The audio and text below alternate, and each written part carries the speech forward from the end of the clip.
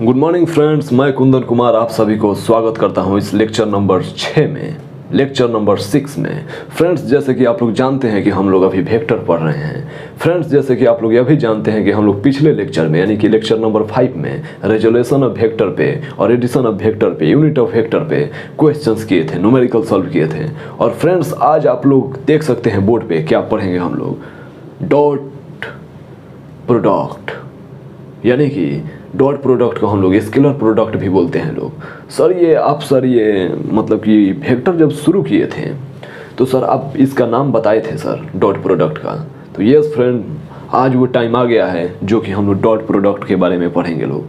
Friends, ये इतने मतलब कि ये वेक्टर तो ऐसे मोस्ट इम्पॉर्टेंट चैप्टर है ही पूरे फिजिक्स के लिए, लेकिन फ्रेंड्स ये डॉट प्रोडक्ट जो है ये बहुत ही इम्पोर्टेंट चैप्टर है। तो फ्रेंड्स, आप लोगों को बेहतरीन तरीके से समझना होगा इस टॉपिक को। फ्रेंड्स, तो मैं बिना देर किए हुए शुरू करता हूँ इस चैप्टर को, मोस्ट आइकॉनिक चैप्टर को। यस फ्रेंड्स, मैं इसके डेफिनेशन के बारे में बातें नहीं करूंगा फ्रेंड्स, क्योंकि फिजिक्स में डेफिनेशन कुछ अच्छा नहीं लगता है। हम लोग कॉन्सेप्ट को समझने पर फोकस करेंगे, ठीक है friends.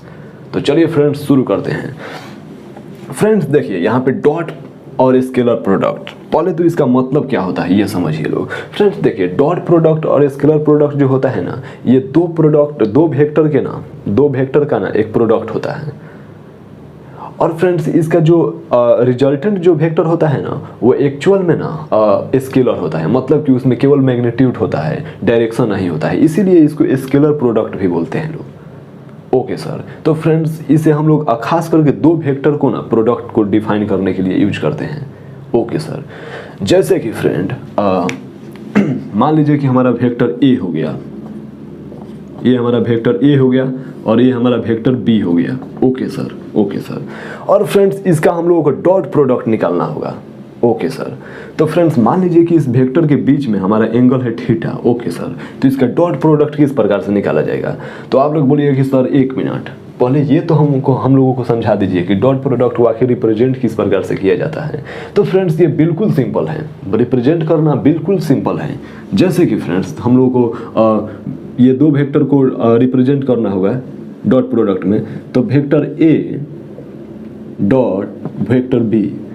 Oh I see sir, मतलब कि डॉट इसका नाम है, इसका मतलब कि हम लोग इसी प्रकार से vector A dot vector B इस प्रकार से रिप्रेजेंट करेंगे।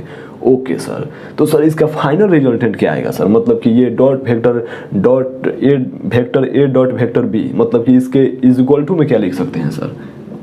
सर ये तो दोनों वेक्टर ना है सर, इसका आप बोल रहे हैं कि रिजल्टेंट जो होगा वो स्केलर प्रोडक्ट होगा। ओके, तो क्या होगा सर? मतलब तो हम लोग इसको इस प्रकार से लिख सकते हैं, ए इंटू बी कॉस थीटा। ये जो फ्रेंड्स होगा ना, ये स्केलर होगा, scalar product of two vectors. Okay friends, तो फ्रेंड्स देखिए, ये मतलब कि कोई आप लोगों से बोलेगा कि भाई साहब दो वेक्टर का डॉट प्रोडक्ट क्या होगा, स्केलर मतलब कि स्केलर प्रोडक्ट क्या होगा? तो सिंपली दोनों वेक्टर को इस प्रकार से लिखिएगा लोग, रिप्रेजेंट करिएगा लोग। इसे पढ़ने का तरीका ये होता है कि vector A dot vector B is equal to A B cos theta. Friends, ये कॉस थीटा जो होगा ना, ये कॉस थीटा, आप लोग बोलिए कि सर ये कॉस थीटा क्यों यहाँ पर क्यों लिखेंगे सर, यहाँ पे साइन थीटा क्यों नहीं लिखेंगे? तो फ्रेंड्स, ये रूल होगा, ये मतलब कि डॉट प्रोडक्ट का ये रूल है कि यहाँ पर कोसाइन ही लिखना है, कोसाइन थीटा ही लिखा जाता है, cosine theta are एलाउंग। Oh I see. तो फ्रेंड्स देखिए, इसका रिप्रेजेंटेशन कुछ इस प्रकार से किया जाता है, और इसका जो रिजल्टेंट जो होता है वो ए बी कॉस थीटा होता है। ओके, जो कि ये स्केलर प्रोडक्ट होता है, जो कि ये स्केलर वेक्टर होता है। ओके सर, तो चलिए फ्रेंड्स, अब हम शुरू करते हैं कुछ इसके बारे में और इम्पोर्टेंट बातें। जैसे कि फ्रेंड हम लोगों को बोला जाएगा कि ये वेक्टर है ए और बी, तो इसका हम लोगों को डॉट प्रोडक्ट फाइंड करना होगा। तो क्या करेंगे लोग? उसी प्रकार से vector A dot vector B is equal to A B cos theta. Okay friends, मान लीजिए लोग कि फ्रेंड्स यहाँ पे हमारा थीटा का वैल्यू 30 डिग्री होगा, तो इसका क्या होगा? आंसर क्या होगा? A B cos 30 degree. Okay friends, means A B cos 30 का वैल्यू √3/2 मीन्स क्या हो जाएगा? √3/2। यस फ्रेंड, तो कुछ इस प्रकार से डॉट प्रोडक्ट को यानी कि डॉट वेक्टर को हम लोग रिप्रेजेंट करते हैं। ओह आई सी। तो चलिए फ्रेंड्स इसे नोट डाउन करिए लोग, तब तक हम और आगे बढ़ते हैं। Okay sir. तो चलिए फ्रेंड्स हो गया। ओके सर, तो चलिए फ्रेंड्स हम इसे अविरेज करते हैं। तो सर क्या मतलब इस वेक्टर को मतलब रिप्रेजेंट करना, तो सर हम लोग जान गए लोग, और किस प्रकार से वेक्टर को फाइंड किया जाता है। तो सर क्या मतलब ये बस अब फिनिश हो गया सर, इतना ही सा है इसमें रूल। तो मैं फ्रेंड्स आप लोगों को बता दूं कि ये तो केवल शुरुआत है, मतलब कि इसमें का जो रूल है वो सारे रूल को हम लोग बेहतरीन तरीक़ा से पढ़ेंगे। ओके सर, तो चलिए फ्रेंड्स हम रूल को एक एक करके सारे रूल को हम लोग लिखते हैं। Rule of scalar product. Okay sir, चलिए फ्रेंड्स पहला रूल ये है, जैसे कि फ्रेंड्स हमारा ये वेक्टर ए है, ओके, और ये हमारा वेक्टर बी है। ओके सर, और बीच का जो एंगल है थीटा है। ओके सर, तो फ्रेंड्स ये थीटा जो है ना, रूल नंबर फर्स्ट में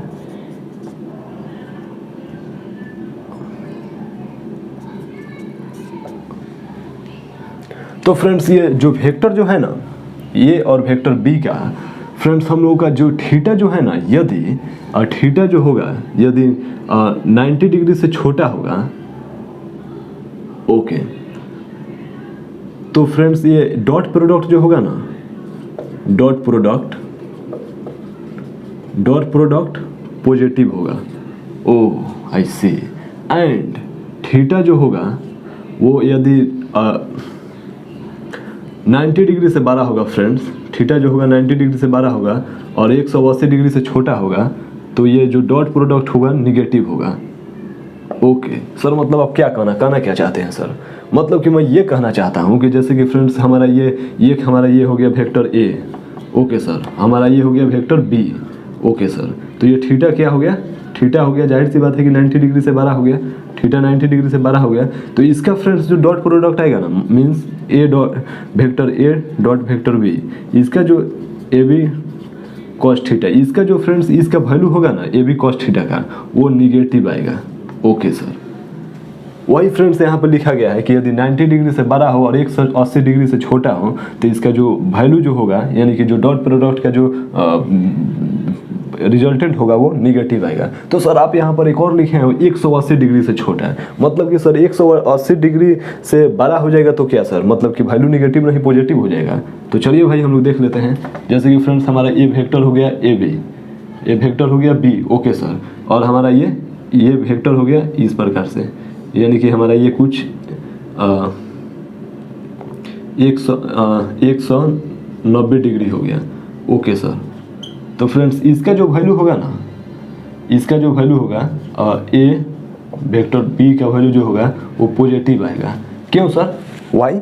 तो फ्रेंड्स यहाँ पर मैं लिखा हूँ कि 180 डिग्री से छोटा होगा तो निगेटिव आएगा। ओके सर, लेकिन यहाँ पर तो ज़्यादा हो गया। तो फ्रेंड्स क्या होता है ना कि यहाँ पे जो 180 डिग्री से जब ज़्यादा एंगल हो जाता है तो फ्रेंड्स यहाँ पर 190 डिग्री एंगल बनेगा, और यहाँ पर जो छोटा एंगल जो बनेगा इसको हम लोग ना काउंट करते हैं डॉट प्रोडक्ट में। मतलब कि मान लीजिए कि 360 डिग्री का पूरा एंगल होता है, तो 360 में से 10 को माइनस करिए लोग, तो कितना हो जाएगा 17 हो जाएगा 170, यानी कि ये 170 डिग्री हो गया। ओके सर, तो मतलब कि यदि हम लोग को 170 डिग्री भी दिया रहेगा तो हम लोग इस प्रकार से लिखेंगे लोग वेक्टर ए वेक्टर बी, तो हम लोग लिखेंगे लोग ए बी cos 170 डिग्री। मतलब कि हम लोग ये वाला वैल्यू नहीं लिखेंगे लोग, ये छोटा वाला एंगल लिखेंगे लोग। यही फ्रेंड्स रूल होता है, ठीक है ना। ओके सर, तो देखिए फ्रेंड्स ये तो रूल आप लोगों का क्लियर हो गया। ओके सर, अब चलिए फ्रेंड्स हम लोग रूल नंबर 2 की तरफ में बढ़ते हैं लोग। ओके सर, तो चलिए फ्रेंड्स रूल नंबर 2 की तरफ हम लोग बढ़ते हैं, इसे इरेज करते हैं। ओके सर, ठीक है फ्रेंड्स।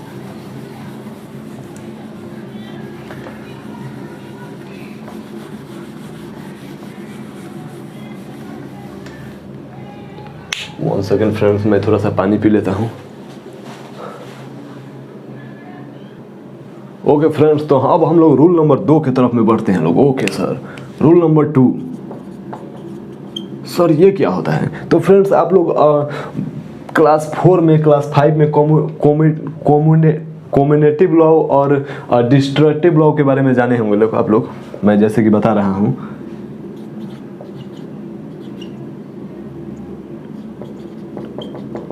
कम्युटेटिव लॉ और एक होता है फ्रेंड्स रूल नंबर 3 में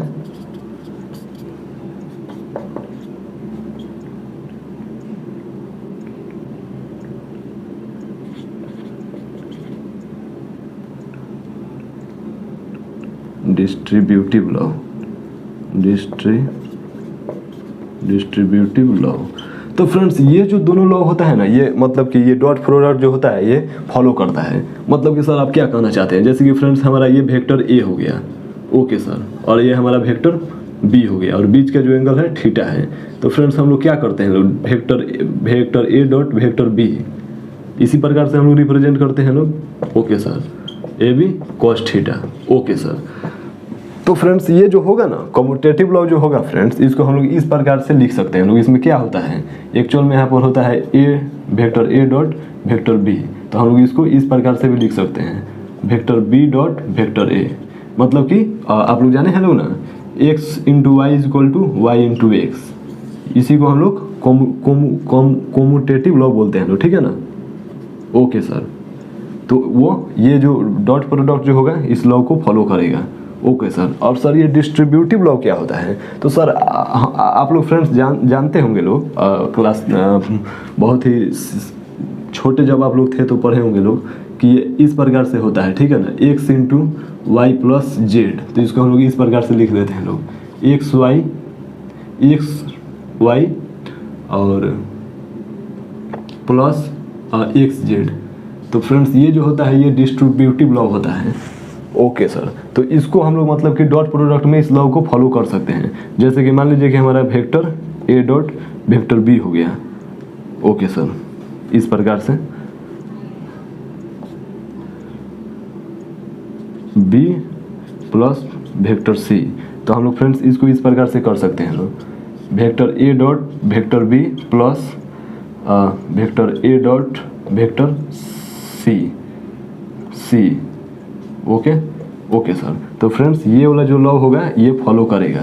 तो फ्रेंड्स यहाँ पे आप लोगों का 3 लॉ हो गया, ये आप लोग उम्मीद है कि बेहतरीन तरीके से समझ गए होंगे लोग, ओके सर। तो चलिए फ्रेंड्स इसे राइट डाउन करिए लोग, तब तक हम और अगले लॉ की तरफ बढ़ते हैं, रूल की तरफ, ओके सर। चलिए फ्रेंड्स तो अब हम लोग रूल नंबर 4 की तरफ में बढ़ते हैं लोग, okay sir. Rule number 4 friends ये क्या कहता है, rule number 4 friends, rule number 4 ना सिंपल से बात बताता है, according to definition of dot product, vector A हो गया, वेक्टर बी हो गया और बीच का एंगल थीटा हो गया। तो डेफिनेशन ऑफ डॉट प्रोडक्ट क्या होता है, vector A dot vector B is equal to A B cos theta, okay sir. तो सिंपल सी बात है कि यहाँ पर अगर थीटा निकालना होगा, यानी कि थीटा का वैल्यू फाइंड करना होगा, तो हम लोग यहाँ पर सिंपली यहाँ से लिखेंगे लोग cos theta is equal to vector A dot vector B divided by A का मैग्नीट्यूड और वेक्टर बी का मैग्नीट्यूड का।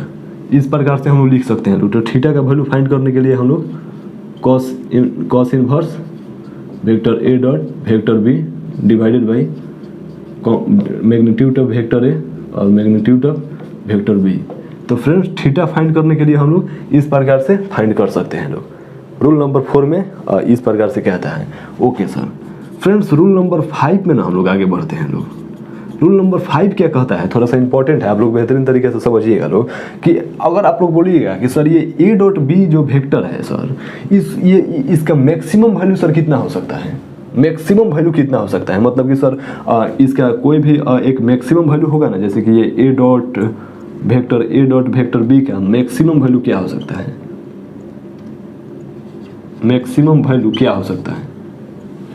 तो फ्रेंड्स मैं बता दूं कि मैक्सिमम वैल्यू फ्रेंड्स यहाँ पर किस पे डिपेंड करेगा। जैसे कि यहाँ पे वेरिएबल है, वेरिएबल यहाँ पर क्या है, कॉस थीटा है। बाकी तो फ्रेंड्स ये मतलब कि फिक्स ना है, कांस्टेंट है। जैसे कि ये वेक्टर ए हो गया, वेक्टर बी हो गया और थीटा जो है ये वेरिएबल हो सकता है, क्योंकि यहाँ पर 2 वेक्टर ले लिया जाएगा तो वो तो मतलब फिक्स होगा, ठीक है ना, वहाँ पर वेरिएबल क्या कर सकते हैं, थीटा कर सकते हैं। तो फ्रेंड्स कॉस थीटा का वैल्यू जो मैक्सिमम होगा ना, वही friends vector A dot vector B का मैक्सिमम वैल्यू होगा। यानी कि if cos theta is equal to 0 degree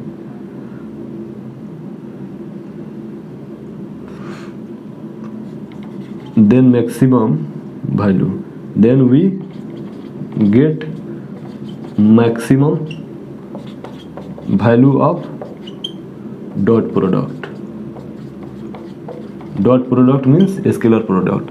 और फ्रेंड्स देखिए, आप लोग बोलिएगा कि सर रूल नंबर 6 में आप क्या बताने वाले हैं। तो फ्रेंड्स रूल नंबर 6 में यह है कि यदि मैक्सिमम वैल्यू के लिए तो कॉस थीटा का वैल्यू जो होगा 0 होगा, मतलब कि मैक्सिमम वैल्यू के लिए कॉस थीटा का जो एंगल होगा वो 0 डिग्री होना चाहिए। तो सर मिनिमम के लिए क्या होना चाहिए, तो मिनिमम के लिए फ्रेंड्स क्या हो सकता है, मतलब कि कॉस थीटा का मैक्सिमम वैल्यू होता है 0 डिग्री पर, तो मिनिमम वैल्यू कितने डिग्री पर होता है, 90 डिग्री पर।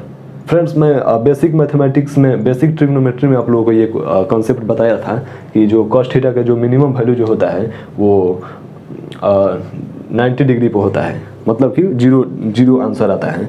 तो फ्रेंड्स यहाँ पर if cos theta is equal to 90 degree for minimum value of dot product। Okay friend, तो ये हो गया friends rule number 5, rule number 6। Friends ये जो है ना, ये मैं आप लोगों को रूल जो है ना ये मैं लिखवा देता हूँ, क्योंकि ये रूल से फ्रेंड्स क्वेश्चन नीट में, जेई में और बोर्ड एग्जाम में डायरेक्ट आ जाता है, ठीक है ना। इवन एनी बोर्ड एग्जाम में, CBSE board exam, ISC board exam and जितने भी बोर्ड एग्जाम है, नीट का, जेई मेंस का, जितने भी कॉम्पिटिटिव एग्जाम है, यहाँ से डायरेक्ट क्वेश्चन आ जाता है कि डॉट प्रोडक्ट का मैक्सिमम वैल्यू किस एंगल पर होता है, डॉट प्रोडक्ट का मिनिमम वैल्यू किस एंगल पे होता है। तो ओके फ्रेंड्स, ये आप लोगों को बेहतरीन तरीके से समझना होगा इस कंसेप्ट को। तो चलिए फ्रेंड्स इसे राइट डाउन करिए लोग, तब तक हम आगे बढ़ते हैं। तो चलिए फ्रेंड्स रूल नंबर 7 में हम लोग देखते हैं कि क्या है। फ्रेंड्स जैसे कि आप लोगों को मैं बता दूं कि यदि आप लोगों को बोला जाए कि ये जो वेक्टर जो है फ्रेंड्स, जैसे कि ये वेक्टर ए है और बी है, जैसे कि ये दोनों वेक्टर अलग अलग है फ्रेंड्स, अगर आप लोगों को बोला जाए कि ये दोनों वेक्टर एक ना होकर, जैसे कि फ्रेंड्स ये दोनों वेक्टर डिफरेंट ना होकर सेम ही वेक्टर कर दिया जाए, तो मतलब उसका डॉट प्रोडक्ट क्या आएगा। जैसे कि फ्रेंड्स कुछ इस प्रकार से हमारा हो गया ये वेक्टर ए। ओके सर, फ्रेंड्स मतलब मैं ये कहना चाहता हूँ कि जैसे कि हमारा वेक्टर ए हो गया, ठीक है, और इसी वेक्टर से डॉट कर दिया जाए तो क्या होगा, ओके सर। तो चलिए फ्रेंड्स, जैसे कि मैं बता दूं कि ए कॉस थीटा का वैल्यू फ्रेंड्स क्या होगा। जैसे कि फ्रेंड्स हमारा ए है और फिर से फ्रेंड्स ए जो है इसी पर रेकरिंग कर दिया है, मतलब कि 0 डिग्री एंगल बनेगा सर। तो सर 0 डिग्री एंगल कैसे बनेगा सर, ये थोड़ा हमें बता दीजिए। तो मान लीजिए कि फ्रेंड्स हमारे पास दो ये लाइन है, ठीक है ना। मान लेते हैं कि दोनों वेक्टर है और दोनों का नाम एक ही है, दोनों का मैग्नीट्यूड एक है और दोनों का फ्रेंड्स मैग्नीट्यूड एक है, तो दोनों का डायरेक्शन भी हम लोग एक कर देते हैं। जैसे कि हम लोगों का ये दोनों का इस प्रकार से रखेंगे लोग, तो दोनों का डायरेक्शन जो होगा ये डिफरेंट हो जाएगा। ओके सर, क्योंकि एक एक्स एक्सिस के अलॉन्ग है और एक वाई एक्सिस के अलॉन्ग है, और दोनों को हम लोग इस प्रकार से रखेंगे लोग तो भी डायरेक्शन डिफरेंट हो जाएगा, जस्ट अपोजिट हो जाएगा। एक पॉजिटिव एक्स एक्सिस के अलॉन्ग है तो एक नेगेटिव एक्स एक्सिस के अलॉन्ग है। ओके सर, तो सर क्या करना पड़ेगा, सेम डायरेक्शन में करने के लिए क्या करना पड़ेगा, जस्ट हम लोग इस प्रकार से रखेंगे लोग। तो इस सिचुएशन में सेम डायरेक्शन हो गया, सेम मैग्नीट्यूड हो गया, मतलब कि ये दोनों वेक्टर का नाम भी सेम हो गया, मैग्नीट्यूड भी सेम हो गया, डायरेक्शन भी सेम हो गया। और वही तो यहाँ पे कह रहा है कि वेक्टर ए डॉट वेक्टर ए, तो इसका रिजल्टेंट क्या होगा। तो फ्रेंड्स इस सिचुएशन में 0 डिग्री एंगल बनता है कि नहीं यहाँ पे। तो सर 0 डिग्री कैसे बनता है सर, थोड़ा सा ये एक्सप्लेन करिए। तो फ्रेंड्स जैसे कि ये हमारा एंगल 90 डिग्री हो गया।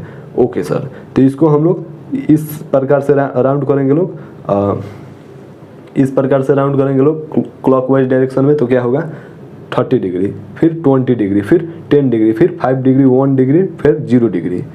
ओके सर, अब समझ में आ गया सर। तो चलिए फ्रेंड्स हम लोग यहाँ पे 0 डिग्री हो जाएगा। ओके सर, तो फ्रेंड्स यहाँ पर क्या हो जाएगा, ए कॉस 0 का वैल्यू क्या होता है 1 होता है, यानी कि just A square. Oh I see sir, मतलब आप ये कहना चाहते हैं कि यहाँ पे ए स्क्वायर दिया रहेगा वेक्टर ए डॉट वेक्टर ए, तो हम लोग इसको इस प्रकार से भी लिख सकते हैं, root under vector A dot vector A, इस प्रकार से। Okay sir, oh I can understand sir, I can understand. चलिए फ्रेंड्स, रूल नंबर 8 में हम लोग देखते हैं कि रूल नंबर 8 में क्या है। ओके फ्रेंड्स, रूल नंबर 8 में ये कहता है कि अगर हम लोग यूनिट वेक्टर को डॉट करेंगे लोग तो उसका रिजल्टेंट क्या होगा। गाइज कैन यू इमेजिन, यदि हम लोग यूनिट वेक्टर को डॉट करेंगे लोग तो उसका रिजल्टेंट क्या होगा।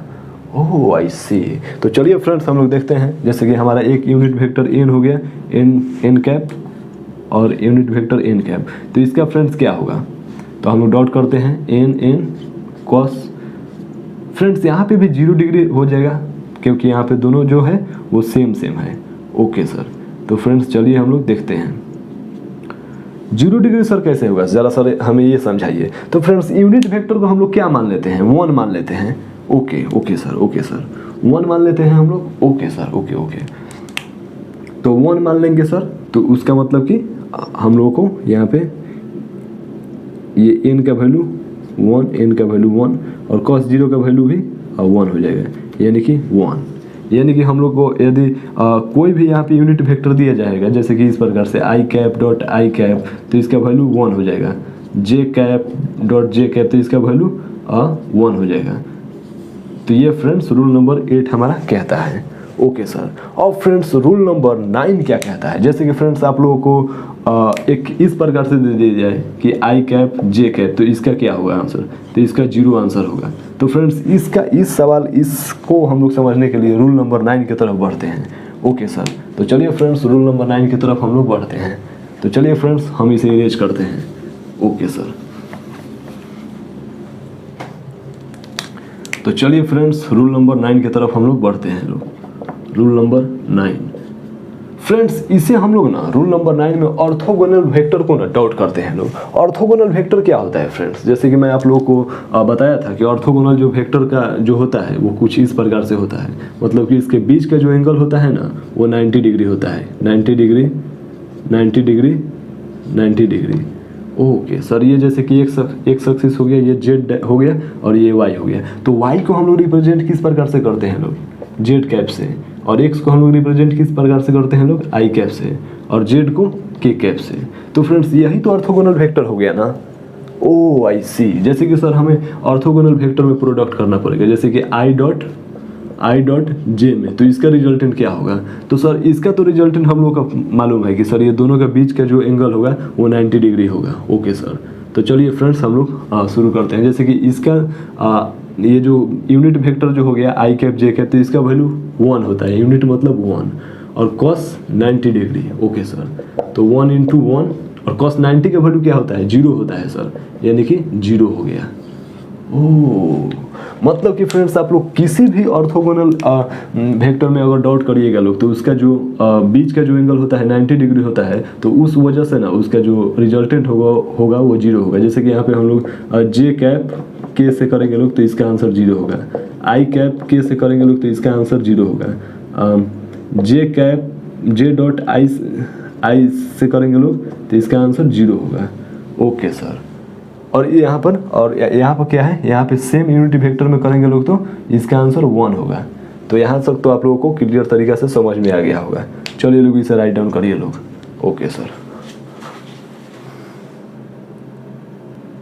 चलिए फ्रेंड्स हो गया। अब हम लोग रूल नंबर 10 की तरफ में बढ़ते हैं लोग। ओके सर, चलिए फ्रेंड्स, तो रूल नंबर 10 जो है ना फ्रेंड्स, ये कोई रूल नहीं है, ये रूल नंबर 8 को और 9 को ही मिलाकर बनाया गया है, और 7 को, मतलब कि कुल मिलाकर समझिए लोग कि ये रूल नहीं, ये एक क्वेश्चंस है जो कि आप लोगों को ये तीनों रूल का रिवीजन करा देगा। जैसे कि फ्रेंड्स रूल नंबर 10 में फ्रेंड्स हमको 2 वेक्टर दिया है। ओके सर, एक वेक्टर ए है और एक वेक्टर बी है। Okay sir, okay sir, okay sir, और इसके बीच का जो एंगल है ना थीटा, ये इसे आप लोग 90 डिग्री मान लीजिए लोग। ठीक है, ठीक है, तो सर 90 डिग्री बना ही दीजिए सर, क्लियर सी बात है, 90 डिग्री बना दीजिए लोग। Okay sir, 90 degree. Okay sir, ये y है और ये वेक्टर a है। ओके सर, तो वेक्टर a फ्रेंड्स ना कुछ इस प्रकार से दिया है, आई कैप प्लस जे कैप माइनस के कैप। ओके, और वेक्टर b जो दिया है कुछ इस प्रकार से दिया है, 2i cap minus 2j cap plus के कैप। ओके सर, तो फ्रेंड्स a डॉट b का ना a डॉट b फाइंड करना है हम लोगों को, vector a dot b find करना है। ओके सर, तो चलिए फ्रेंड्स हम लोग करते हैं।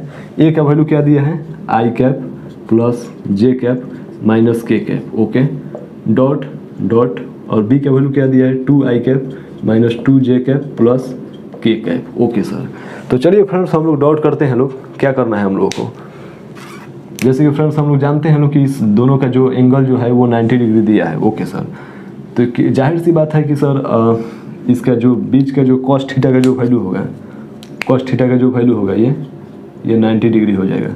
मतलब कि फ्रेंड्स ये वेक्टर कुछ भी हो और यहाँ पर cos 90 का वैल्यू 0 हो जाएगा, तो मतलब कि यहाँ पे a डॉट b का जो वैल्यू होगा 0 हो जाएगा। समझ में आया किस प्रकार से?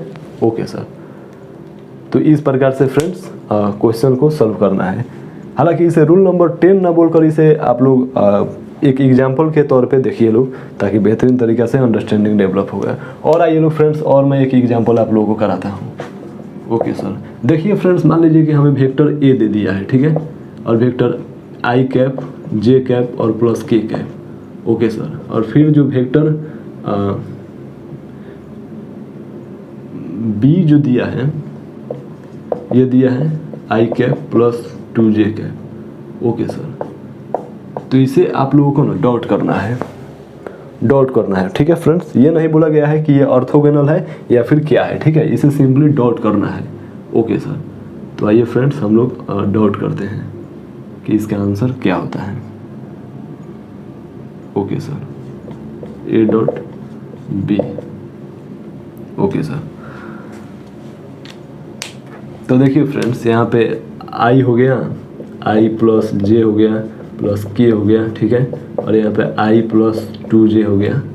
ओके सर, तो फ्रेंड्स यहाँ पे क्या होगा, i में i से करिएगा लोग तो इसका आंसर क्या हो जाएगा, 1 हो जाएगा।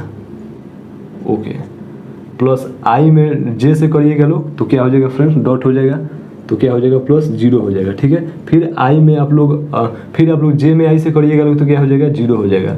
फिर j में 2j से करिएगा लोग तो क्या हो जाएगा, 2 हो जाएगा। समझ में आ रहा है ना फ्रेंड्स। और फिर k में i से करिएगा लोग तो 0 प्लस k में j से करिएगा लोग तो 0, मतलब कि इसका आंसर कितना आ रहा है, 3 आंसर आ रहा है। तो कुछ इस प्रकार से करना है फ्रेंड्स, समझ में आ गया। अगर फ्रेंड्स आप लोगों को कुछ समझ में नहीं भी आया तो मैं आप लोगों को बता दूं कि हम लोग जब इस पे क्वेश्चन सॉल्व करेंगे लोग तो आप लोगों को बेहतरीन तरीके से अंडरस्टैंडिंग डेवलप होगा, ठीक है ना। ओके सर, तो चलिए लोग इसे राइट डाउन करिए लोग। ओके सर, फ्रेंड्स आप लोगों के बोर्ड पे दिखाई दे रहा होगा नया टॉपिक जो हम लोग पढ़ेंगे।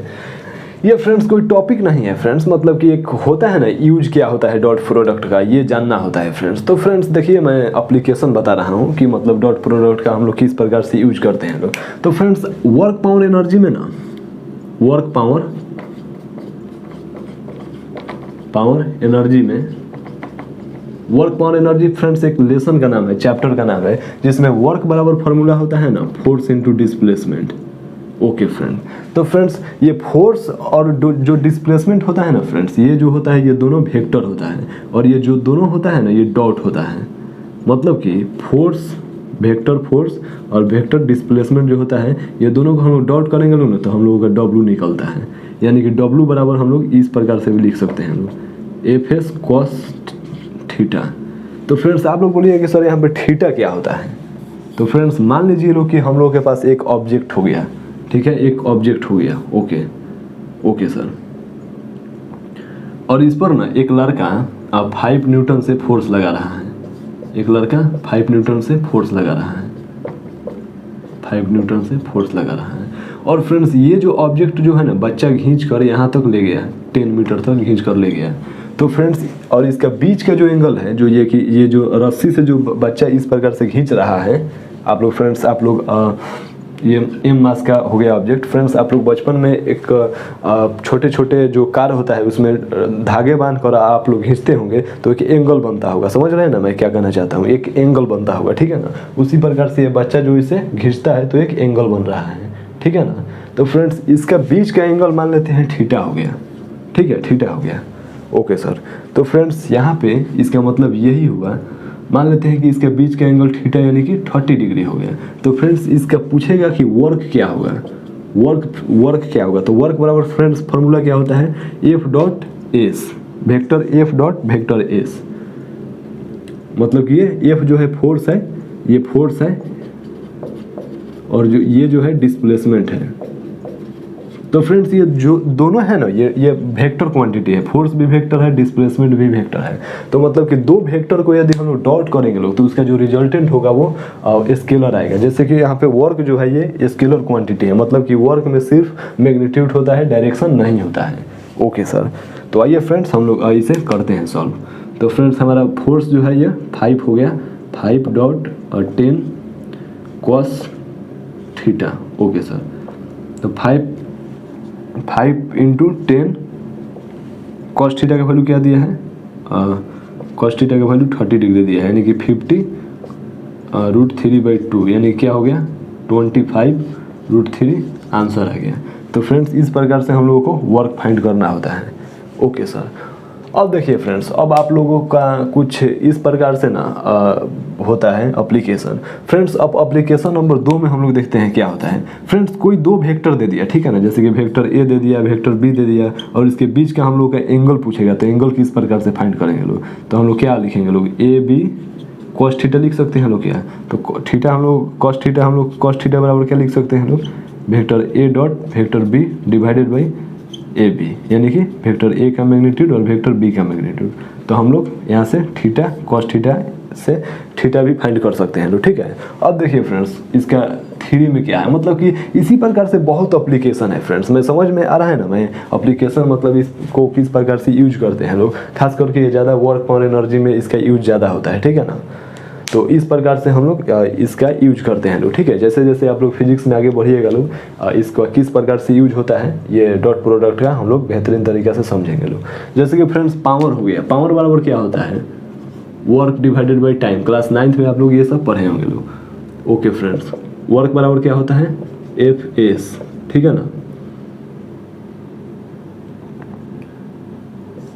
एफ एस होता है, ठीक है।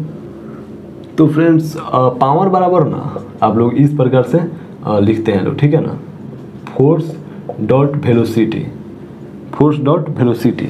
ओ आई सी, तो सर यहाँ पे मतलब कि फोर्स और वेलोसिटी के बीच का जो एंगल जो होता है ना वो यहाँ पे डॉट के फॉर्म में लिखा जाता है। तो फ्रेंड्स फोर्स भी यहाँ पर क्या हो गया, वेक्टर क्वांटिटी हो गया, और वेलोसिटी भी क्या हो गया, वेक्टर क्वांटिटी हो गया, और ये जो दोनों का जो रिजल्टेंट पावर है ये क्या हो गया, ये स्केलर क्वांटिटी हो गया। तो मतलब आप लोग समझ में आ रहा है ना, मैं समझ में आ रहा है ना आप लोगों को मैं क्या कहना चाहता हूँ कि दो वेक्टर को यदि आप लोग डॉट करिएगा लोग तो उसका जो रिजल्टेंट होगा वो स्केलर प्रोडक्ट आएगा। जैसे कि आप लोग यहाँ पे फोर्स और डिस्प्लेसमेंट के भी केस में देख लिए लोग कि इसका जो रिजल्टेंट वर्क आ रहा है ये स्केलर क्वांटिटी आ रहा है। तो फ्रेंड्स ये हो गया एप्लीकेशन डॉट प्रोडक्ट का, ठीक है ना। आप लोग को यदि जैसे जैसे फिजिक्स में आगे जाइएगा लोग ये टॉपिक आप लोगों को बेहतरीन तरीके से समझ में आएगा कि डॉट प्रोडक्ट का कहाँ कहाँ यूज होता है, और मैं आप लोगों को बताते चलूँगा कि डॉट प्रोडक्ट का यहाँ पे यूज पड़ेगा, यहाँ पे क्रॉस प्रोडक्ट का यूज पड़ेगा, ठीक है ना। तो फ्रेंड्स हम लोग का डॉट प्रोडक्ट का जितना भी रूल है, कॉन्सेप्ट है, हम लोग सफलतापूर्वक ख़त्म कर दिए हैं लोग, ठीक है। अब हम लोग फ्रेंड्स क्या करते हैं ना कि पहले तो फ्रेंड्स इसे राइट डाउन करिए लोग आप लोग। ओके सर, चलिए फ्रेंड्स हो गया। तो देखिए फ्रेंड्स आज के लिए फ्रेंड्स इतना ही रखते हैं, और नेक्स्ट लेक्चर में फ्रेंड्स हम लोग ना डॉट प्रोडक्ट पे क्वेश्चन सॉल्व करेंगे लोग, ठीक है ना। और तो चलिए फ्रेंड्स, उम्मीद है कि आप लोगों को बेहतरीन तरीक़े से प्रॉब्लम कॉन्सेप्ट समझ में आया होगा। और फ्रेंड्स अभी क्या है कि ज़्यादा समर सीजन की वजह से बहुत ज़्यादा गर्मी है तो मुझे पसीना आ रहा होगा, तो आप लोग देख सकते हैं फ्रेंड्स। और खैर ये सारी चीज़ों से हम लोग रुकने वाले नहीं हैं, हम लोग तो फिजिक्स पढ़ते रहेंगे, कॉन्सेप्ट को समझते रहेंगे, गर्मी हो या ठंडी, बारिश हो या तूफान, ठीक है ना फ्रेंड। तो फ्रेंड्स आज के लिए इतना ही, thank you very much. Okay.